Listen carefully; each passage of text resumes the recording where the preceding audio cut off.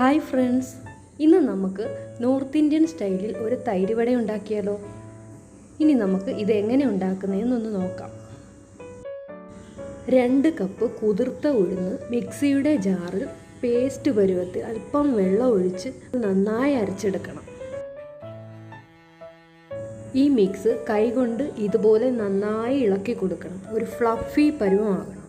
അപ്പോൾ നമ്മുടെ വട നല്ല പെർഫെക്റ്റായി കിട്ടും. ഈ മിക്സിലേക്ക് ചെറുതായി അരിഞ്ഞ പച്ചമുളകും ഇഞ്ചിയും ആവശ്യത്തിന് ഉപ്പും ചേർത്ത് മിക്സ് ചെയ്ത് ചൂടായ എണ്ണയിൽ ചെറിയ തീയിൽ വറുത്തെടുക്കാം. തൈര് വടയ്ക്ക് സാധാരണയായി റൗണ്ട് ഷേപ്പിലുള്ള വടകളാണ് ഉണ്ടാക്കുന്നത്.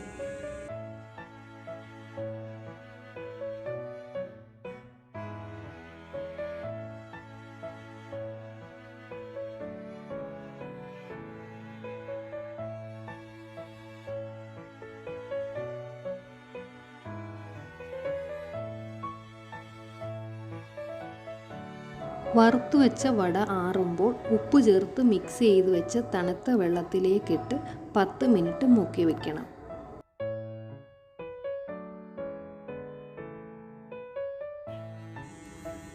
ഇതേ സമയം നമുക്ക് ഇതിനാവശ്യമായ ചട്നി തയ്യാറാക്കാം.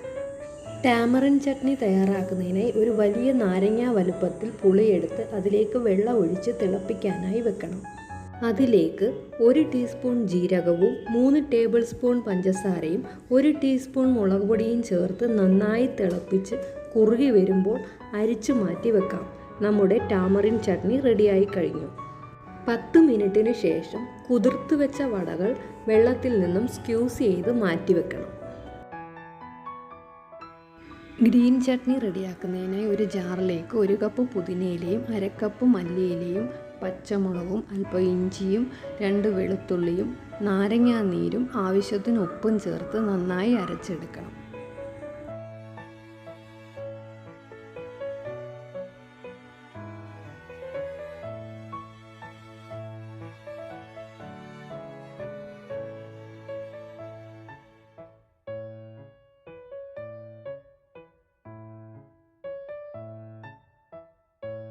ഇനി ഇതിനാവശ്യമായ തൈര് റെഡിയാക്കി എടുക്കാം. അതിനായി അധികം പുളിയില്ലാത്ത തൈരാണ് എടുക്കുന്നത്. തൈരിലേക്ക് 2 ടേബിൾ സ്പൂൺ പഞ്ചസാരയും ആവശ്യത്തിന് ഉപ്പും ചേർത്ത് നന്നായി മിക്സ് ചെയ്ത് വെക്കണം. ഇപ്പോൾ നമുക്ക് ദഹി വടയ്ക്ക് ആവശ്യമായ വടയും ഗ്രീൻ ചട്നിയും തൈരും ടാമറിൻ ചട്നിയും റെഡിയായി കഴിഞ്ഞു. ഇനി ഇത് നമുക്കൊന്ന് സെറ്റ് ചെയ്യാം.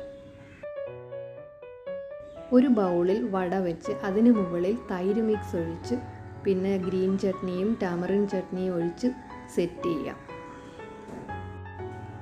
ഈ മിക്സ് അകത്തേക്ക് കയറുന്നതിനായി വട ചെറുതായി ഒന്ന് പ്രസ് ചെയ്ത് കൊടുക്കുന്നത് നന്നായിരിക്കും.